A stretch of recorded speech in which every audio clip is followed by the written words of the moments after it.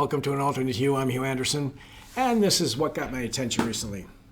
So the House of Representatives in Washington is going to take up Secure 2.0, a bill they passed last May that basically is looking to make some adjustments to how we plan for retirement.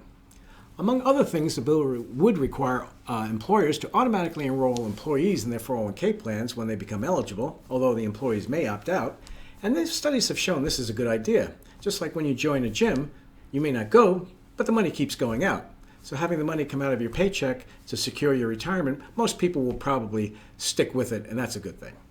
Another provision would be to raise the mandatory retirement age for distributions from retirement plans. And that's a great thing because, number one, many of us are getting older and working longer. Number two, folks who work past age 72, which is the age now in which we have to start taking distributions, are only compounding the amount of taxes they have to pay. And number three, people who are firmly in retirement may have other resources that they want to use for their retirement income and don't need or necessarily want to have additional money being forced on them from their retirement plans, forcing them into those higher tax brackets. So that's a good thing. But as you know, I am always skeptical when our representatives start fiddling because things tend to burn. And one of the ideas that came up, which strikes me as very odd and inequitable, is employers may in fact be able to match employees' student loan payments when they make contributions. And I'm wondering how that is fair to other employees, such as those who are very loyal or have been with the company a long time. I guess those employee attributes can be damned, and let's just keep focusing on the over-indebted.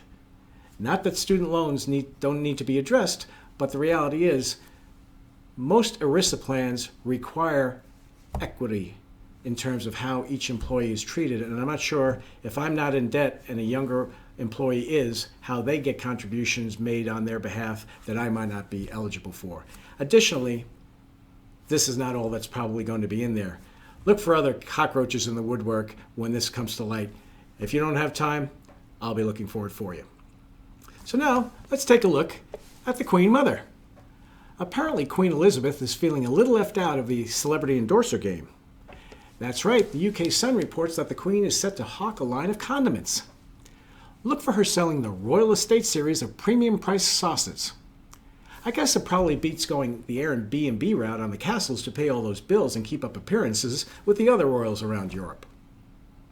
Now, there are a multitude of studies that suggest incorporating certain foods and drinks into your diet are good for you. Eating healthy is old news.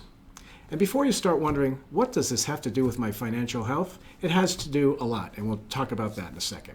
But one recent study examined the associations between the regular consumption of spicy foods and mortality. And spicy foods are near and dear to my heartburn. The study looked at 199,000 men and 288,000 women aged 30 to 79 across China after excluding participants with cancer and other significant health issues. It found that spicy food consumption showed highly consistent inverse associations with total mortality, meaning you live longer if you eat spicy foods. They found that people who ate spicy foods less than once a week compared to those who consume spicy foods 6 or 7 days a week showed a 14% relative risk reduction in total mortality. I'm feeling 14% better already. Now, in the movie Legally Blonde, Reese Witherspoon stumbles into a brilliant legal career. Well, let's file this next item under Clueless, the Alicia Silverstone classic. Professor of Legal Studies and Business Ethics at Warton, Nina Strominger, reported on Twitter that she asked her students what they thought the average American worker makes per year. Now, if you wondered why there's a division in the haves and have-nots perception of life in the world today, take a look at this, or listen to this. These students thought, 25% of them, thought that the average income was over 6 figures. And one of them thought it was $800,000. That child must come from a very wealthy family. The actual number? $45,000. Take a look. This is a graphic that shows different categories of income for different people. And you can see that they range wildly, but we have to keep in mind that the average for the average working person is substantially lower than many of those you saw in that graphic. And finally, let's take a deep breath as the market digests the world around us, aka since the start of the year, the volatility in the financial markets has been pretty extreme by some people's standards.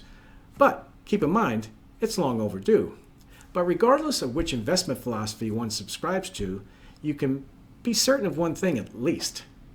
There are no gurus in investing, just cycles.